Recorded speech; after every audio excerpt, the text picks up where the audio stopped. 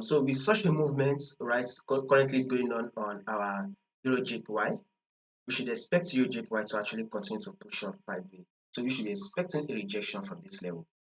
As we can see, market has come to tap our support level, right? You can see that this market is literally ranging right here. Market is ranging. You can see it on our EURJPY. Our trend is on a ranging market move. So literally market has dropped. You can see it. First, we had the rejection. Let's start from it for quick analysis. Came to tap our resistance, then a drop was made that came to tap our support. Then it rejected from our support and came back to tap our resistance. Now it has rejected from our resistance and dropped back to the support.